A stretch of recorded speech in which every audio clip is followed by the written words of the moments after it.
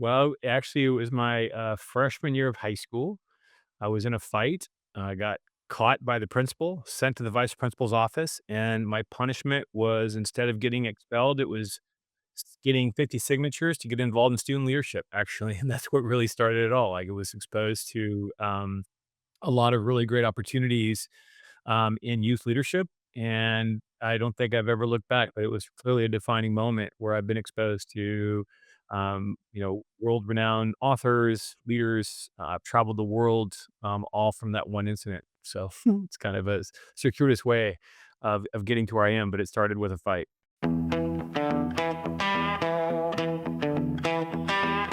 Welcome, everybody, back to the Sean Trey Show. I've got an awesome guest with me today. Would you like to tell people who you are and a little bit about what you do? Sure. Well, good morning, or I guess afternoon. And it depends where All the we're above. yeah, exactly. So I'm Scott Winter. I have a company called Collaborative Commons, where I'm really working to help build capacity for individuals, teams, organizations, and communities. So I do a lot of different things, but ultimately it's really an amalgamation of all of my experience for the last 40 years in doing performance improvement work, collaboration work, organizational development work, and disaster preparedness. So it's really kind of an amalgamation of all four things. So I've taken what I love to do and applied it into my craft. I love that. How did you get started down that path? Like, I mean, it's a lot that you do and it's really cool, but like, what was the thing that got you going? Well, actually, it was my freshman year of high school. I was in a fight. I got caught by the principal, sent to the vice principal's office, and my punishment was instead of getting expelled, it was getting 50 signatures to get involved in student leadership, actually. And that's what really started it all. Like, it was Nah. exposed to a lot of really great opportunities in youth leadership. And I don't think I've ever looked back, but it was clearly a defining moment where I've been exposed to, world renowned authors, leaders. I've traveled the world, all from that one incident. So it's kind of a circuitous way of getting to where I am, but it started with a fight. Sometimes the best things in life start in a really weird way. And you don't know what is it going to be that's going to kick that off. But you just have to be there for the journey. And I know that for myself, I had a couple years ago, I had this job that I couldn't find work at that time. I was really in a bad space. And when the one job that I was trying to get didn't pan out, I decided that I was just going to move back to Southeast Asia where I had been Mm. living before. And it was the absolute right thing at the right time. And if that door had not have opened, it would have been, very different. So I love what you're saying, and I love also the idea that, that your journey found you from this incident. But as you were getting going, um, you were meeting all these people. How did you start finding your niche, figuring out what it was that you were good at teaching people and helping people with? Well, I mean, a big part of the what I grew up in was really, peer-led conversations and I holding love that. space for people to be authentic with each other and discover themselves and, without judgment, but with curiosity, kind of creating a space. I ultimately was learning how to facilitate, right? Um, and I think through that, I started doing ropes courses and team building events and, creating space in the outdoors, doing adventure-based training. Ultimately, it was all about creating safe spaces for Mm. people to discover something unique about themselves or their team or their organization and then doing something with it, right? So, I actually had a friend of mine, he was a professor, who I studied organizational communication and psychology, and talked about like the origins, like how Socrates, Plato described Socrates as using a maieutic method of facilitation, basically, and maieutic means ever pertaining to being a midwife, right? So if you think about what a midwife does, she creates space for life to be born, but who leaves with the baby? The mom does, right? So I really kind of took that to heart to really say, not that I'm a midwife by any means, but really creating space for new insights, new discoveries, new ideas to be born. But ultimately, it's the people who generate them, they own them, and there's a higher likelihood that they actually implement them. So that's kind of been a core, people support what they create. You don't fight the plan if you write the plan, like just giving people that ability to find out what's inside of them, that allows Right. them to be more whole and complete, more in integrity to themselves. And then show up and practice that with themselves, with each other, with their team, but ultimately discovering that they've always had it, they just didn't know it. Yeah. One of the things that's interesting is that, I think that everyone has a leader inside of them, everyone has a coach inside of them, everyone has a inside of themselves the ability to make their lives and others better. But that's a seed that's so rarely n is nurtured, and I don't know if we know how. I see this for my daughter, and the framework I have for 90% of the stuff that goes on in my podcast is me being a dad and Yeah. trying to raise an emotionally healthy kid who not just is emotionally healthy, but that helps other people and that interacts with the world well. And she was having some challenges at school, and her mom and I sat down with her and said, "Hey, you know, you have to be better." And she's like, "Well," and we were like, "This is why." But it was to try to inspire her to kinda be a better be part of the change she wants to see. Yeah. I had an interesting thing happen this last week. Um, I had some skin color change up here. So I went Ugh. in to the doctor, and the doctor's like, "All right, let's do a biopsy." And I was like, "Oh, that's scary," And then I in a foreign country, and I got the biopsy done, then I flew back to the USA for a week and a half, then I flew back, and I was like, "Well, let me go get check in with the doc and see the results," but I didn't top off my meds on my phone, so I didn't have Wi-Fi, I didn't have, uh, minutes, and so I had no ability to see the internet, I had no ChatGPT, and I had no Google Translate, and I'm in the middle of a hospital in a foreign country getting paperwork, and, I got the results back, and I could not understand anything on that paper, but I understood a couple Mhm. words. One was cancer 4, and I was just like, so for 15 minutes, I'm sitting there thinking that I had stage 4 cancer, and then I go Oh, into the jeez. doctor's office. Yeah. Go into the doctor's office, and he helps me read the paper correctly, and he's like, "You have 100% no cancer, and you're clean," and I was just like, "Thank God." And I'm not for the people who do have that journey and that struggle, man, my heart is out. My heart is with you. But what happened in those 15 minutes that I'm sitting there waiting, it gave me a real wake up, about what's important. And I talked to my daughter about that. I said about, that day was I after that, I immediately went and rescheduled. I had been doing some early morning podcasts, rescheduled all of them. Stuff that was before a certain time, I was like, "Well, I need to maximize my time, get as many podcasts in." I rescheduled it all. And I was like, taking care of my health, taking care of getting into the gym, and getting out and taking care of the stuff that I need to take care of. Why I'm talking about this, I'm going in circles right now, is because I talked to my daughter about it, and my daughter's attitude yesterday in some of her classes was not 100%. Yeah. And she was just goofing off, being really, um, not the best version of herself in her piano class. She just kind of treats her piano teacher not 100%. And I've talked to her about this. I don't know why she does it. I'm 100% sure it's ADD. And she's just, like, why am I here? What am I doing? But I sat there for a second yesterday before I had to head out to film a video for my wife. I looked at her and I said, I remember how I told you about what happened for me the other day? And she's like, "Yeah."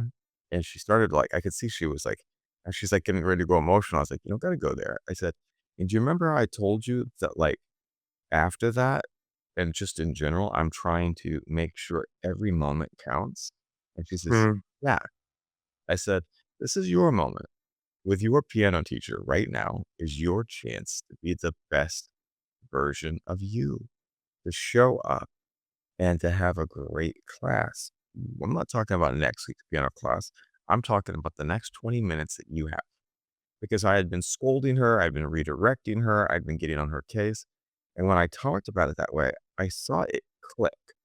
And she looked up at her teacher and she said, "I'm ready."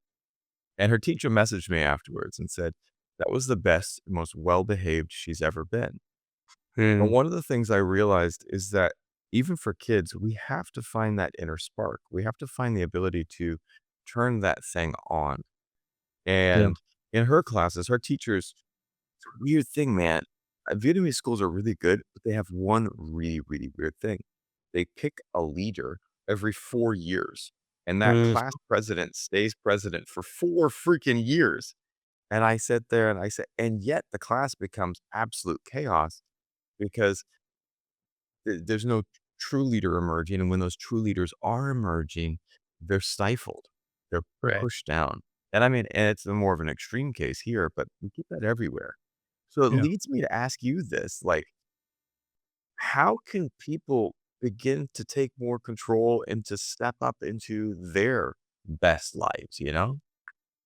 It's interesting because I think, one of the elements that I really believe in is this idea of practice, right? And, to your point of your daughter practicing piano or someone practicing, just being a better person, and I frame in the way because, when I'm working on the individual performance side of the equation, and if you've heard of the term flow, like when people are in a state of flow, there are stages of flow. You have to go through struggle. You then have to accept the struggle that drops you into flow, and then you have to learn to recover. Mm, And you can't get to a high performance state unless you're struggling, right? So during COVID, we were doing a lot of work with groups who are struggling, but we introduced this concept of flow, like how do you access flow, high performance? And so what we really focus on is how to struggle more effectively and how to recover efficiently, like kind of the bookends of flow. But the same could be said for learning. Like anytime you learn something new, it creates agitation. So part of my background is I studied social cognitive neuroscience and how our brain operates in a lot of ways. And I think to your question, what I'm noticing is that it takes effort to become the person you wanna be, right? There's an element of yep. discipline, it's uncomfortable. And the reason why it's uncomfortable is because you just haven't done enough reps. And I think today it feels like when we're doing the reps and it's hard, there's something wrong, it's not working, versus recognizing that it's like in habit acquisition, you talk about a cue in the environment that creates the behavior that, and then the reward kind of thing. And I think what I've done is say, look, if you're struggling with this sense of identity, of who you want to become, and you're struggling with that, just recognize that you just haven't practiced that skill or that muscle. Like I have a poster, it says, waste no more time arguing what a good man should be, just be one, right? That's from Marcus Marcus Aurelius. Aurelius. Yep. Yeah. I And love so that the quote. idea of and so, when you're talking about your kids, I mean, I wrote a couple weeks ago this idea of, missing my son's first soccer game, missing his first goal, and the idea of uh, that wasn't what I wanted to be as a parent, right? I wanted to Yep. be there, right? And so I asked myself my question, and that is, if I were to be more whole, more in integrity for who I wanted to be, what would I do differently, right? How would I be different? And then I ended up quitting a job and started a company, which was completely outside my comfort zone. It was completely Yeah. uncomfortable, but it was the right thing to do. And the question is what's outside my comfort zone being better, more important than what it feels like to be conflicted in the skin that I'm in, right? So it's really recognizing that there's choice and there's agency, and the question is it worth going for? Like yeah, I'm a cancer survivor, so I get it. It's like you have a sense of a second lease, right? You had 15 minutes of like horrendous, but then it's like, okay, waking up, right? And I think of what's his name, Ken Wilber, who's a philosopher, and I read a lot of his stuff, but there's a number of stages to this, but the ones that resonate with me is this idea of waking up, growing up, and showing up, right? So you've woken up to this idea of like I want to be present. So now I have to grow into that presence. So I Yeah. have to practice that, right? And it's uncomfortable, but eventually you're going to show up that way, and then something else is going to come your way that's going to require you to wake up again. And so it's almost like we have a series of flat land and plateaus, and then we plateau for a while, and then we see another thing we want to get to, so we got to practice to that thing that we want to get to. And I think we have to create a new cycle that, look, if you're struggling, a, you're not broken, and B, that's just part of the journey. It's struggling is part of the journey, and getting people to struggle and feel I mean, I imagine there was a part, maybe I could make up stories. Maybe your daughter was struggling with the not feeling comfortable about learning how to be doing piano, so she defaulted to what she was good at, which was being her, right? Yep. And so, and I think that's an element. How does she see herself being, an excellent pianist?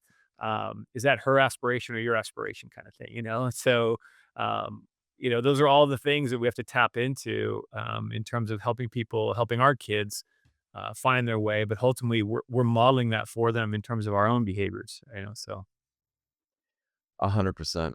And I think of a couple things. One of the things that I think of is, and that is so true. And I told her, I for the piano, it's totally mine. But one of the things that I love, Angela Duckworth and her talk on grit. Mhm. And so when one of the things that she talks about, and this is something that I'm trying to play for my daughter, is doing things that are hard. And she talks about doing things that you gotta pick, like, something that's hard. And I, told my daughter, like, "You're welcome to stop this at any time." And yet it's like she enjoys it, but I think she just defaults to doesn't know what to do with that energy, you know? Right. Right. And one of the things too that I think that a lot of us waste a lot of time just on whatever. I'm reading the book The One Thing right now, and it talks about how to find the things that actually move the needle for you. I had a checklist this long. Yesterday, I was like, "What do I actually need to get done?" And, when I was, working with my daughter, we're making a really fun video today that's her inspiration for her Ailani's Little World, not mine. I had been doing all this stuff that I wanted to do. And I was like, "We're gonna do it this way. We're gonna do it this way." And she's like the other day, she came up to me and she said, "Hey, I know how to get my channel to higher views." And I was like, "Oh, you know, okay, 9-year-old, kid, let's hear it." And then she dropped it on me, and she told me what she thought was the right way to do it. And I sat there and I looked at her and I was like, "You're right. Let's do it."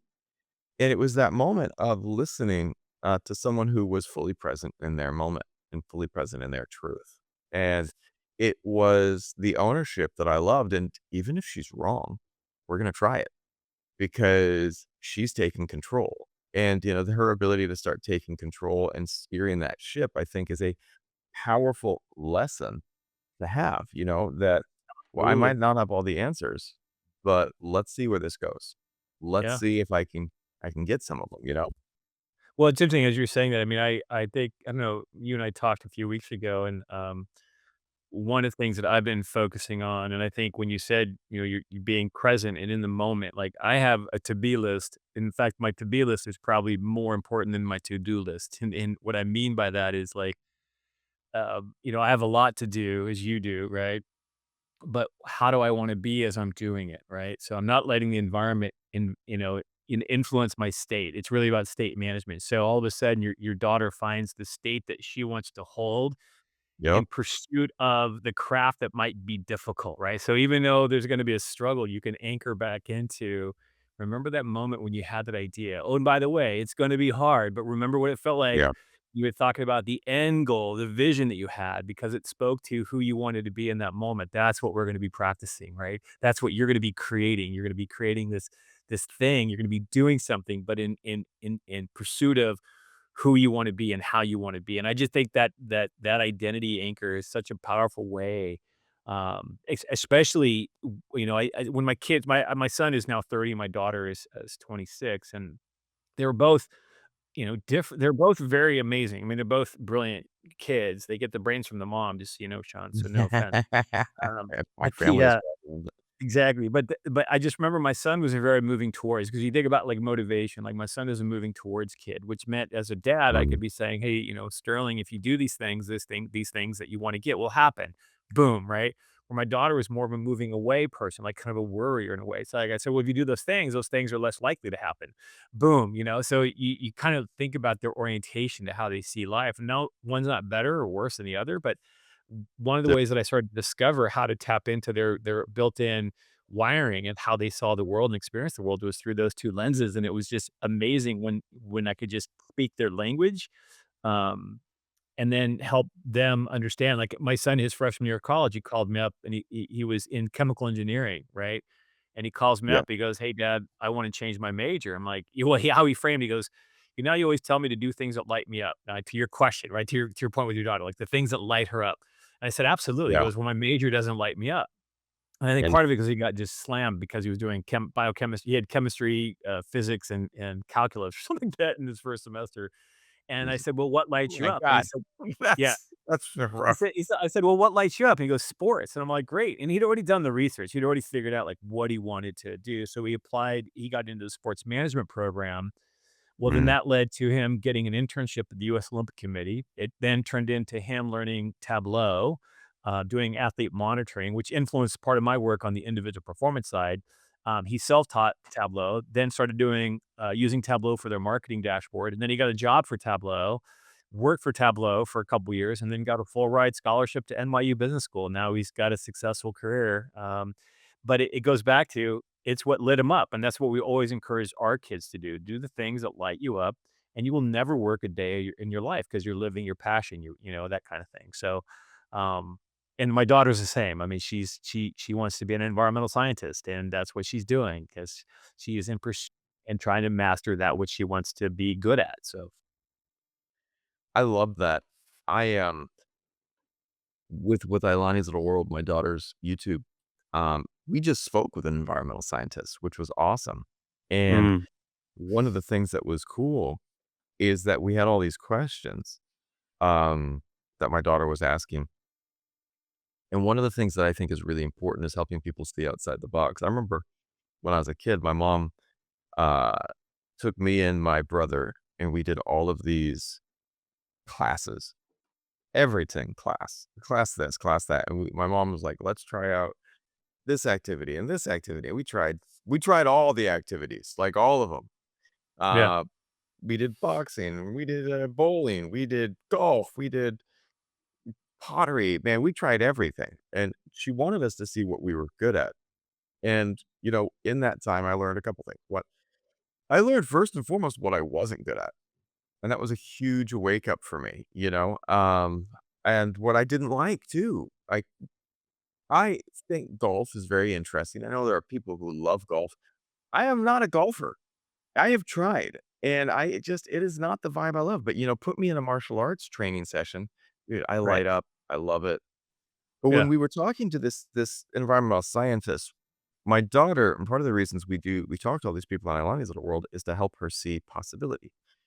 And we absolutely, were talking to an environmental scientist. My daughter's like, one of the questions was, can anyone be an environmental scientist? And my daughter read the stock question that we had. But then she looked at her and she's like, wait, can I be a scientist? And it was interesting because the real awesome scientist looked at my daughter and said, you are a scientist. You're asking questions. You're yeah, doing investigation. You're working through the scientific method. You are a scientist. And to see that light pop, whether you're a kid or a kid at heart, we all have things that we would like to try. I was stuck for so long on opening my own business. Now mm, I have two, and I'm really proud of having two. I've got my video production company, and just last week I opened up an apparel company, you know, and I'm not doing anything fancy, but I am making some cool hats and bags that are things that I swear. I've got this roll top bag that I had made for me. It's like a mini messenger bag that goes across body that is my go-to when I travel international. It holds my mhm, passports, it holds my essentials. When I go through, the scanner, I put everything inside of it, roll it up, and I was like, "Dude," my friend was like, "Dude, I want one of those." And I was like, "Yeah, it's pretty awesome." He's like, "Where can I get it?" I was like, "Well, I had it custom made." He's like, "Why don't you get more made and sell them?" I was like, "Why don't I? Why don't I do that?" You know, right, but it was something that was just I didn't see that as a possibility. And we were talking in one of my last podcasts, I talked to someone about your social group too. The craziest, like, byproduct doing this podcast? I'm starting to meet and surround myself with yes people. You're like, mm, I used to be like, "Hey, I wanna start a brand." Why would you do that? Why you're not that guy. But now I said, "Hey, I wanna start my own brand." I was talking to one of my contacts. It's like, "Sean, I love your brand. It's totally local. And, we're here. Let's talk to you should talk to this local guy." I talked to that local guy, and that local guy, recommended this other guy, and suddenly I'm talking to a guy who used to be purchasing and distribution for North Face, and he's giving me advice about how to grow my brand. And he's like, Yeah. "Sean, what you're doing right now, you're" and I told him, "This is my mission for the first couple years. This is what I wanna do. I wanna make it really kind of exclusive, like, not exclusive, like, no, we want these people, like, I just don't make a lot.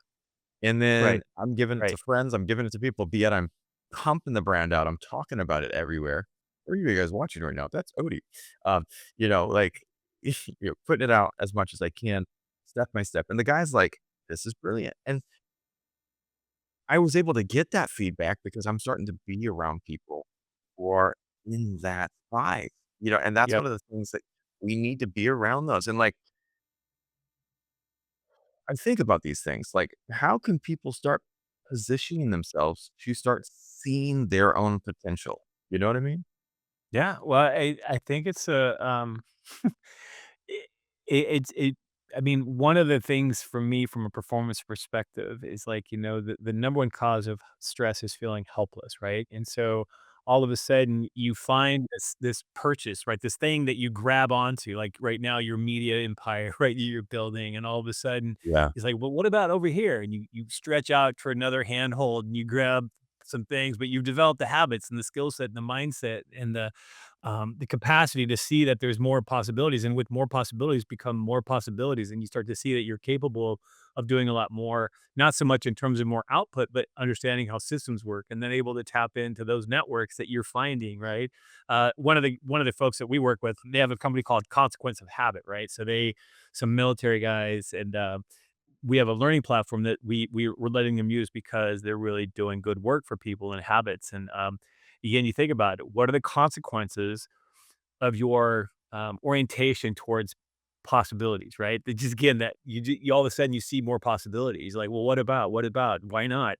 Um, and I think this podcast is what you're doing is, you're meeting people that have that same mindset, and you're able to tap into their orientation. I always think about when I'm working with leaders, it's like, they're all in a sense architects of possibility if they choose to. And so how do we collaborate in a way that creates new possibilities? So I love what you're building, and I can't wait to get a backpack or a hat or a shirt that you're making, brother, because I'll wear it with Man, pride. I'll be sending you a gift pack soon. I'm getting these new runs of bag. You're in Um, the right country to be doing it too, It's like eh, it's that amazing. that was part of the whole thing. Yeah. I am in, like, manufacturing heaven right now. So, Yeah. w Yeah. wanted to ask you this because, like, um life can feel messy and overwhelming. Like, and we're talking about, surround yourself with the right people. But for someone whose life feels messy and overwhelming, where do you recommend they start? Because we're talking about all this inspirational stuff, but sometimes people are like, I'm not there yet. How do I start getting there? Well, I think one of the things is I just try to figure out what am I orientating towards, right? So, I don't know if you're familiar with David Emerald's work. He passed away last year. Great guy, author of a book called The Empowerment Dynamic, and then he wrote a book called Three Vital Questions. But he talks about like, do you have an outcome orientation or problem orientation, right? And I think part of this is when people feel stuck. Oftentimes, when people are focused on a problem, what happens is it creates internal anxiety, and so people are more reactive. And so part of the dynamic is, are you focusing on the problem, or are you focusing on the outcome? And do you have something that you're inspired by, right? Because if you have an outcome that is inspiring, right, which means I'm out of this funky dynamic, and so what I really want is this better relationships, better health, better whatever. Knowing that I'm not wired yet to do that, but knowing it's going to be a journey along the way. But is again, what's outside my comfort zone, which is the pain, more important than what it's going to feel like to get to what I Right. ultimately want to desire, right? And so, years ago, I was doing, we were doing ropes courses, and we were doing a program for cancer survivors, breast cancer. It's called the Healing Odyssey. And we had women, and one of the events that I would be leading was just, and I wasn't doing anything other than just monitoring because they're putting the belay on each other, they're putting the harnesses on each other, they're holding the belay lines for each other. And this event was called it was called the power pole or whatever. And they have to climb up this 40-foot, they have to choose. It's all challenged by choice, right? So you have to climb up this 40-foot pole, stand on top of it where there's a Lady Susan, right? And so it's squeaky to get up, and then they have to jump off it to catch a trapeze. Well, throughout this group that I was working with, there was a woman in the corner that kept, kind of she was at back in the background just kind of crying, going, "I can't do it. I can't do it. I can't do it." And at some point, we were like 2 people left, and she still had opportunity if she wanted to go, and I walked up to her, I said, "Hey, it's clear that you're pretty upset right now. I'm just questioning, do you want to do it?" She goes, "Yes, I want to do it," and I said, "Well, Mm. what would it feel like if you could?" And he goes, "It would feel amazing." And I said, "I want you to stand on the ground right now like you're standing on top of that pole." And her physiology just changed. I mean, she just went from being kind of broken and distraught to just being powerful. Like, I'm all now, is that feeling worth going for? And she goes, "I guess so." Like, "Well, you guess?" "No, I know so." She goes, "Great." I said, "Now you have to start to think about this journey to just get to the ladder." I said, "Can you go to the get the gear put on you?" "Yes, I can." "Do you choose to?" "Okay, I choose to." So she goes over, gets the gear harness put on her. I said, "Once you get the harness put on you, can you come to the ladder and make a Yes. choice?" Which is Yes. and she goes, "Yes, I can come to the ladder." I said, "Do you choose to go to the ladder?" "I choose to go to the ladder." So she comes to the ladder. I get the carabiners on her, check her, make sure she's safe. I said, "Now, can you make a choice that you wanna climb, or you can also make a choice that you don't wanna climb, but just be clean on your choice," right? And so she says, "I choose to climb." And I said, "Great. Now that you've chosen, can you put your foot on that first rung?" "Yes, I can." "Do you choose to?" "I choose to." Boom. "Can you put your foot on the second rung?" "I can." "Do you choose to?" "I choose to." Boom, right? Next thing you know, she went from being on the ground totally distraught, like, "I can't do it," to standing on top of that pole. She was crying, all the women in the group were crying, just cheering her on. And she comes down from that event after she, jumps and gets the trapeze, and I give her a big hug, and I said, "Now you have to think of everything you said you couldn't do before today." Right? And I think that that is really, I mean, you are making a choice, right?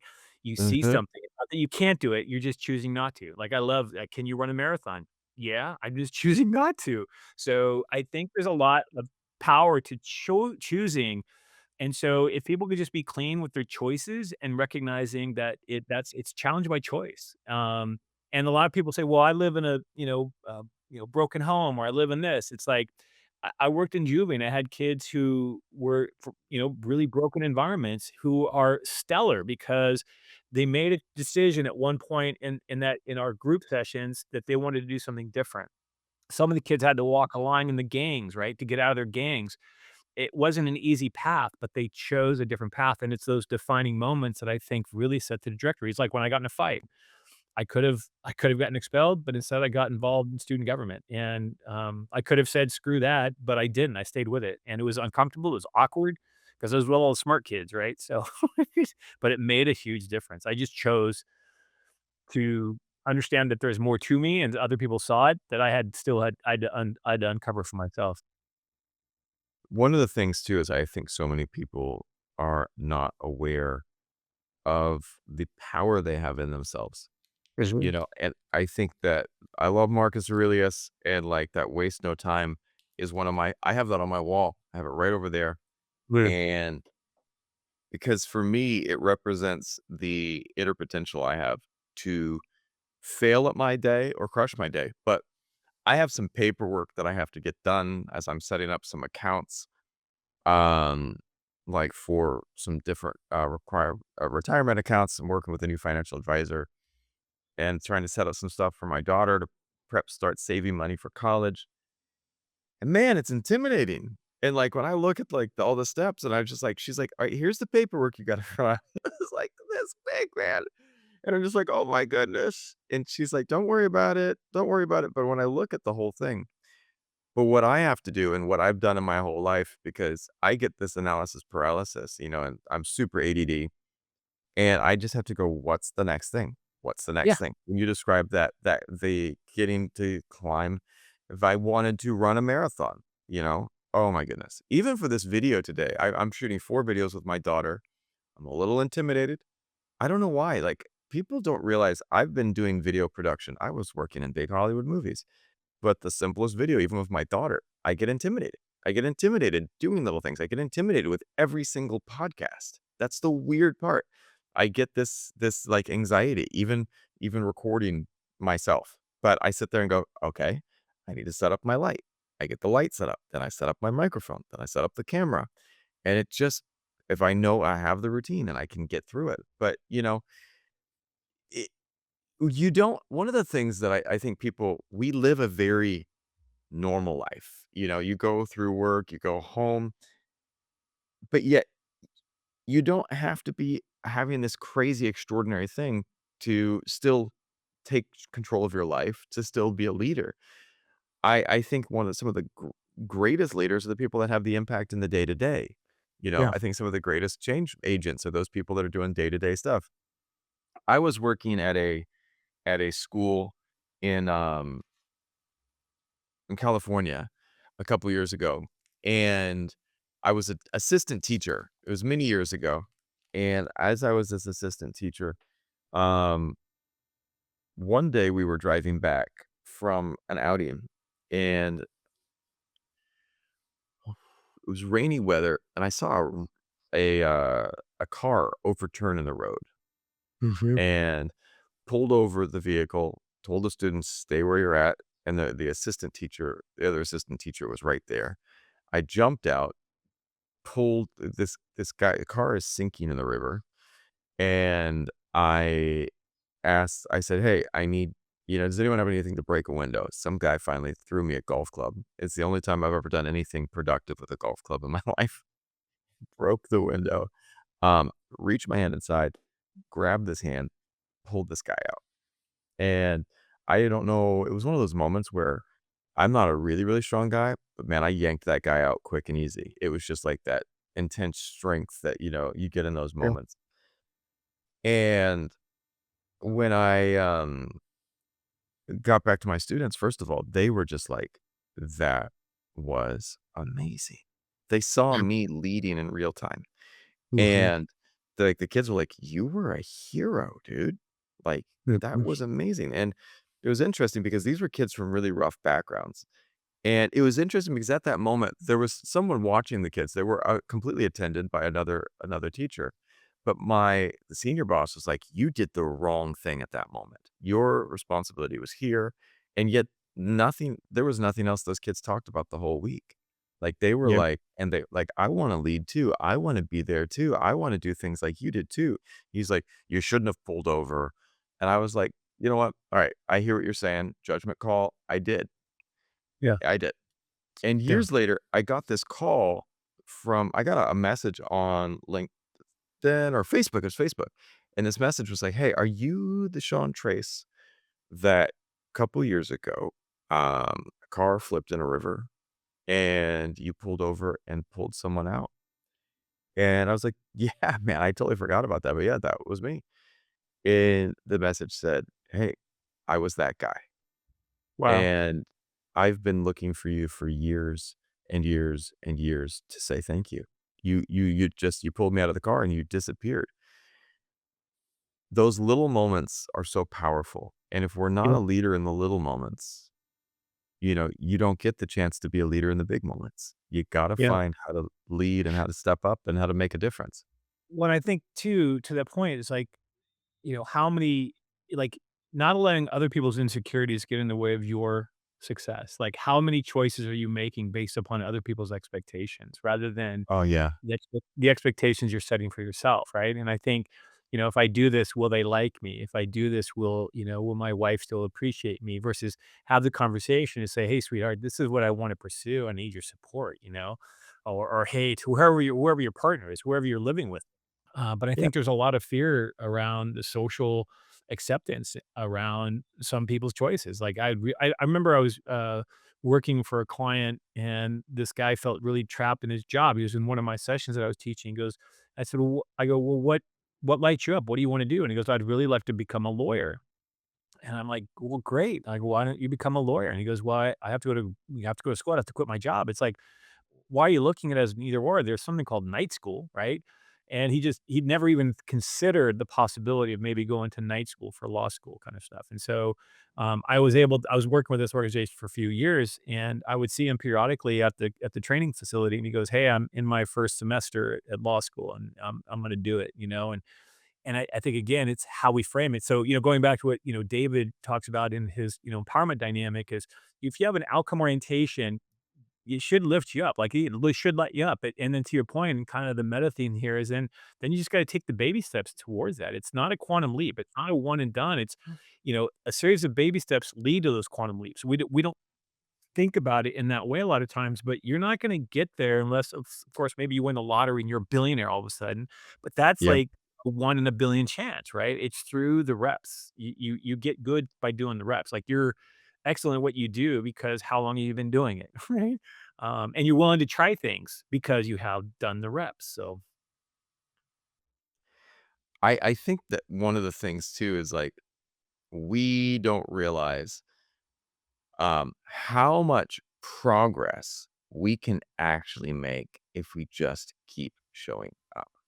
If we yeah. can just keep putting in those reps, if we can just say, "All right, let's do this again." So my daughter, she's been droning away at piano for a long time. One of the things she was really good, she's just like her mom's side of the family. They are natural musicians, and this is one of the reasons I wanted to. My mom's a singer, her grandma is an amazing vocalist, her grandpa is an Mm, exceptional guitarist. I knew the wow. seeds, I knew the potential was there, Yeah. but she's so good with remembering. She's got this amazing memory. So her teacher were teaching her how to play these songs. She was playing Bach all from memory. And I was just like, "That's nuts, man." First of all, that you're remembering how to play Bach from memory, but one of the challenges was is she was not doing any sight reading.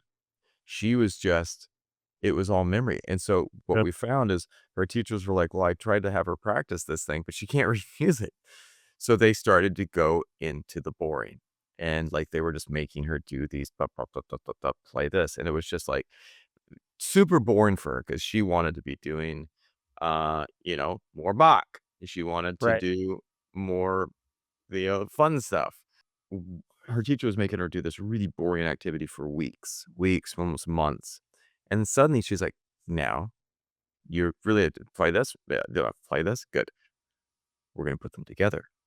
And suddenly she realized as she put them together, she was playing this beautiful song, but Um, she couldn't see that each part that she was drilling was part of a larger whole. But when she was able to then put them together, she turned to her teacher with this, "Oh my god" moment. Like, "What just happened?" Like, yeah. "I didn't realize you were teaching me music." And she's like, "You see?" Yeah. Yeah. And Yeah. it was wild to watch that quick transformation and Yeah. beautiful at the same time.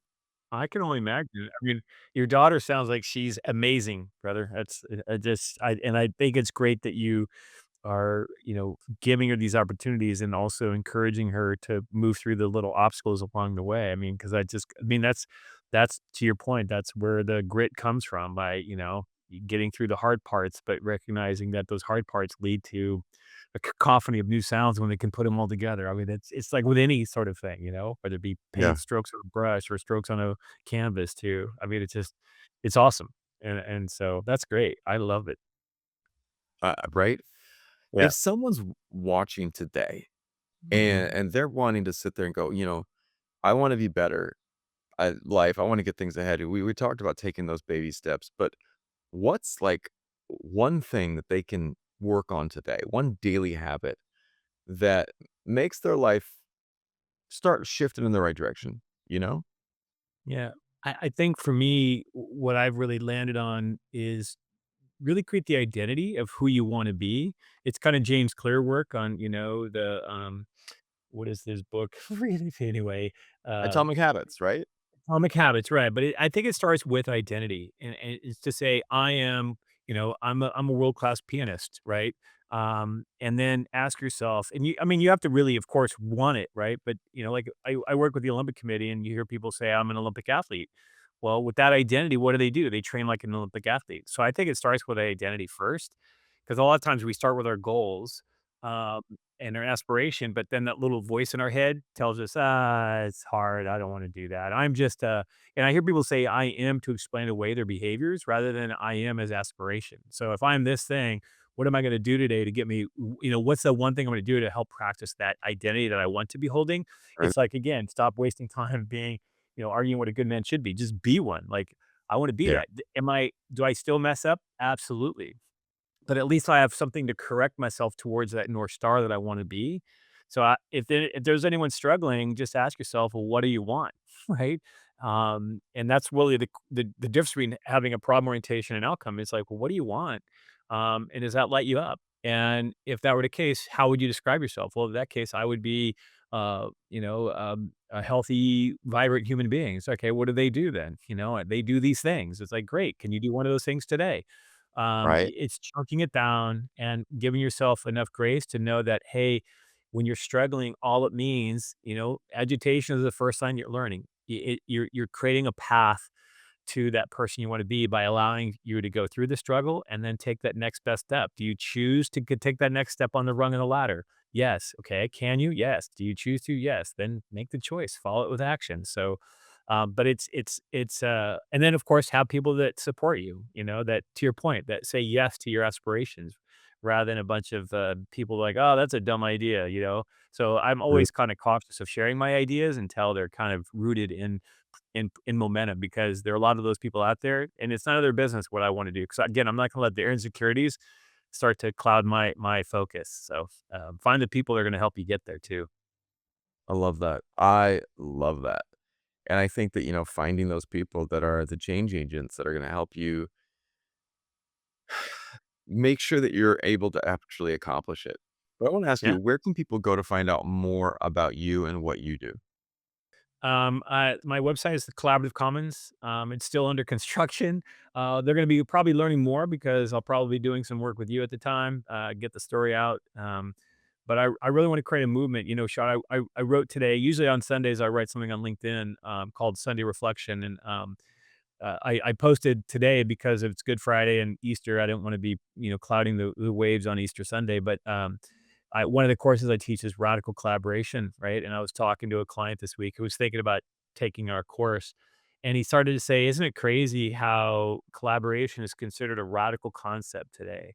Right? And it got me. It was kind of interesting, like this idea of co-creating with other people or working together, and um, so it just got me thinking about how what's what is normal today, what we normalized is mediocrity, complacency, pain, agitation, conflict. That's normal. And so if we want to be more peaceful, people consider, well, you're radical, right? If we want to work together, you're a socialist. If you know, it's like it's not. And the root of radical means to go to the Latin term of radical means the root and foundation. And so these foundational principles of doing what's right, it's not a radical concept to be who you want to be. It's not, it's foundational to who we are. And I think we have a right to be in pursuit of that. And so I put it up in my LinkedIn today. So go ahead and check it out. But I just cannot get over the fact that I don't want to normalize mediocrity, because I think we have so much more to give. So